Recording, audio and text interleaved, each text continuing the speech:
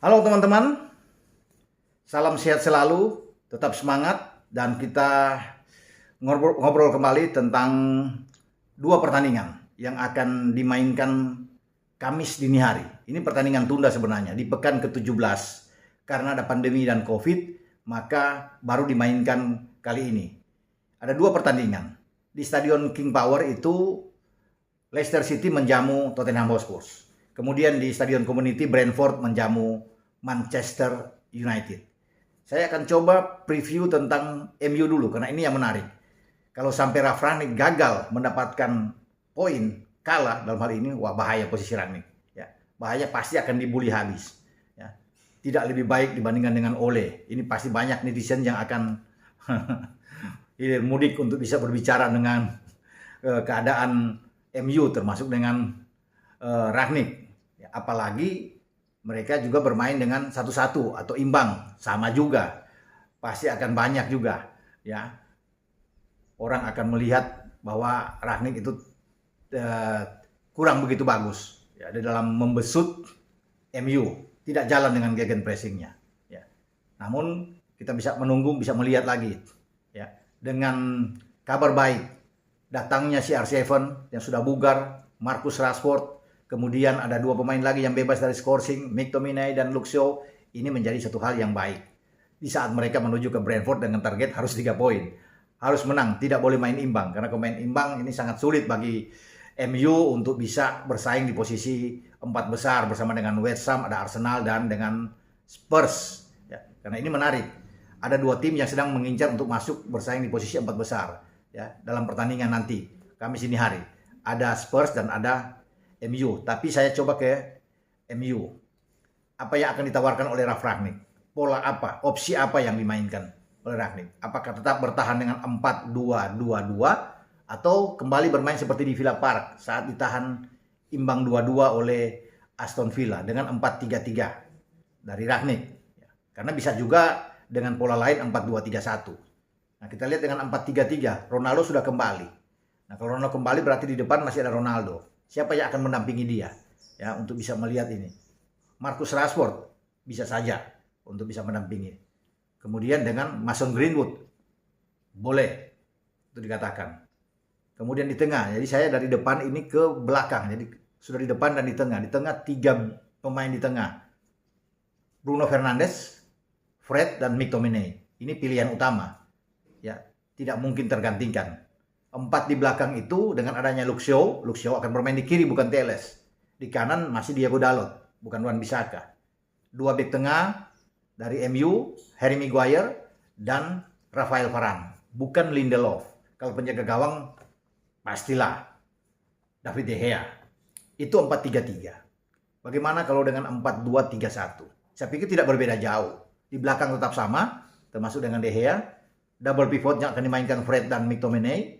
Kemudian 3 di lini serang mereka, yaitu Rashford dan kemudian Bruno Fernandes, Greenwood yang akan ada di sana, serta Ronaldo yang sebagai striker tunggal yang ada di lini depan. Jadi itu saya pikir kalau bicara dengan 4-3-3 atau 4-2-3-1. Brentford tidak bagus-bagus karena mereka kehilangan poin. Kehilangan poin setelah kalah 2 kali beruntun. Dari Soton 4-1 dan dari Liverpool dengan 3-0 di Anfield. Mereka hanya memasukkan 1 gol. Jadi ada 7 gol kemasukan buat mereka. Jadi sulit saya pikir kalau mereka bisa memenangkan pertandingan. Ya, walaupun tetap posisi itu terbuka. Ya. Kalau imbang oke, melawan dengan MU. Karena MU dalam posisi yang sekarang baik dengan kembalinya Ronaldo dan mereka harus bisa menang 3 poin ini.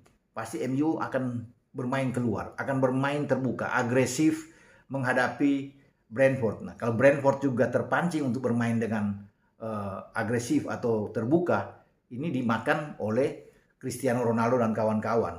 Karena kalau mereka sudah unggul 1-0 atau 2-0, ini agak berat. Pasti juga Rangnick tidak mau terulang kejadian seperti di Villa Park ketika mereka unggul 2 dan kemudian disamakan. Jadi posisi ini yang sangat bagus ya bagi Rangnick dan pasukannya. Mereka datang dengan kembalinya pemain-pemain yang scoring dan juga bermasalah, sementara lawan lagi kena turbulensi Brentford. Harus dimanfaatkan. Karena pertandingan berikut mereka akan menghadapi West Ham. Kalau sampai hilang angka menghadapi Brentford, kemudian kembali ke Old Trafford, lawan mereka adalah West Ham, belum tentu menang. West Ham menyingkirkan mereka di Piala Liga.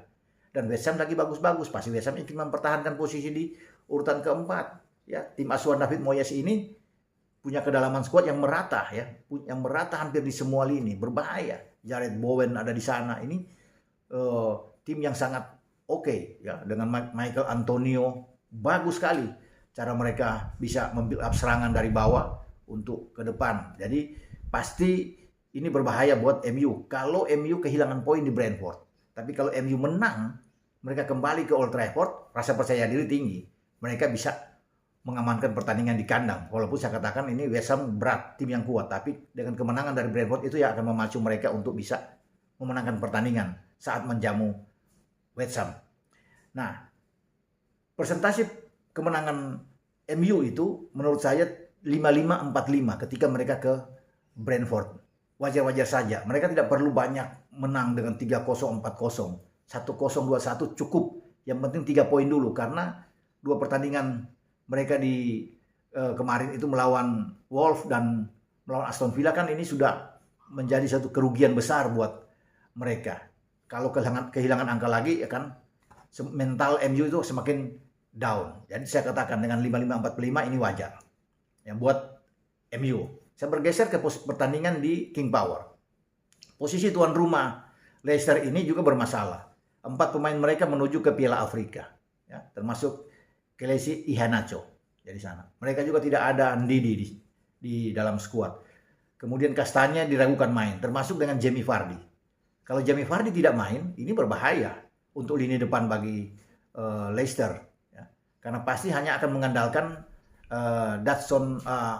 Daka ya, Patson Daka ya ada di sana, ditambah juga dengan Harvey Barnes dan James Maddison untuk bermain di lini serang. Ya. Kemudian di tengah mereka pasti akan dikoordinir oleh Youri Tielemans. Ya, ada Hull di sana ya, Dersbury Hull. Kemudian ada Lokman, ya, yang Ademola Lokman yang bisa dimainkan. Itu. Di belakang memang mereka masih punya Soyuncu dan Vestergaard. Ya, ada Luke Thomas di kiri. Bahkan Mark Albrighton bisa ditarik untuk bermain di kanan. Sejatinya kan ini pemain gelandang. Dengan Kasper Schmeichel bermain sebagai penjaga gawang. Dalam keterbatasan ini, pasukan Brendan Rodgers nampak agak sulit. Harus berjuang dengan keras kalau bisa untuk memenangkan pertandingan melawan Spurs. 1 poin aja draw sudah bagus buat mereka. Karena memang pemain sangat terbatas. Mereka juga belum pernah bermain di tahun baru ini, kecuali di Piala FA ketika mengalahkan Watford 4-1. Terakhir mereka di Liga itu di akhir tahun kemarin, Desember tanggal 30 atau 31, saat mengalahkan Liverpool dengan 1-0 di King Power. Nah inilah pertama mereka harus bermain ya di bulan Januari untuk IPL, menghadapi Spurs yang lagi bagus. Di tangan Conte 8 pertandingan terakhir, Spurs tidak kalah, walaupun mereka tersisih dari Chelsea di Piala Liga. Tapi ini yang berbahaya. Mereka datang dengan kondisi yang bugar. Hanya Son yang tidak akan bermain. Selebihnya mereka bagus. Mulai dari penjaga gawang Hugo Lloris, kemudian mereka ada Tanganga, ada Ben Davies, ya, Davinson Sanchez akan bermain pasti dengan 3-5-2-nya. Reguilon mungkin akan ada di kiri. Kemudian dengan Emerson Royal ada di kanan. Skip, Højbjerg, Harry Winks ada di tengah. Ya, 2 pemain di depan. Pasti Lucas Moura dan Harry Kane. Dan Harry Kane ini akan menjadi momok yang berbahaya bagi pertahanan Leicester yang digalang oleh Vestergaard dan juga dengan Soyuncu. Ya, pertandingan memang agak alot nantinya. Akan menarik. Apalagi Leicester itu harus membalas dendam mereka ketika mereka gagal masuk 4 besar pada musim yang lalu.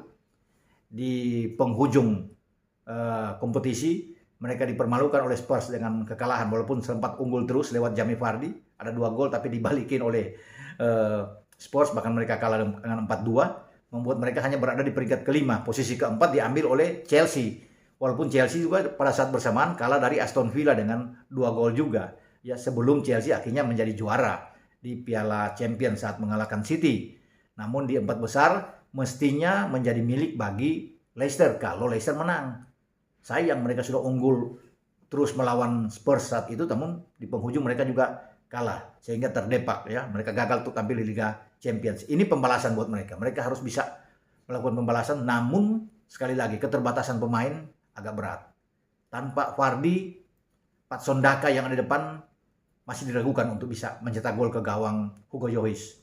Dan pasukan Conte ini menurut saya kalau mencari hanya imbang aja bisa. Kalau hanya mencari imbang ya, presentasi imbang kan sangat tinggi. Namun mereka harus menang. Ya, mereka baru 18 kali bermain, masih punya peluang untuk bisa mengunci di akhir musim posisi ke-4. Ya. Kalau mereka bisa menang, aman mereka di belakang, menggeser Arsenal turun ke posisi ke-6, mereka ada di ke-5, hanya 1 poin di belakang West Ham, karena West Ham 37, mereka akan 36 kalau mereka bisa menang melawan Leicester. Dan ini yang harus diburu oleh pasukan Conte. Di saat lawan lagi kurang begitu bagus, banyak pemain yang tidak main, dan mereka kecuali Son yang masih cedera, tapi semuanya bugar, mereka bisa memenangkan pertandingan. Presentasi menang mereka menurut saya itu dengan 5-5-4-5 juga, sama seperti MU terhadap Brentford. Dan memang ini yang harus dilakukan oleh Spurs. Tidak ada kata lain. Kalau mereka ingin bersaing, mumpung mereka masih 18 pertandingan, ini pertandingan ke-19 buat mereka. Mereka masih bisa menabung 1-2 pertandingan ke depan. Jadi harus 3 poin. Ya. Tetapi tuan rumah Leicester juga tidak mau kehilangan muka. Mereka ingin menang untuk mengkatrol juga posisi mereka yang sekarang ada di peringkat ke-10. Nah, mereka akan habis-habisan juga. Dengan keadaan apapun, pasti Brendan Rodgers ini akan menyuruh timnya untuk bermain juga terbuka. Tidak harus bermain dengan bertahan atau menunggu menghadapi Tottenham. Ini yang menarik. Ini yang akan nantinya kita nantikan. Kita tunggu dalam pertarungan di dini hari nanti di King Power.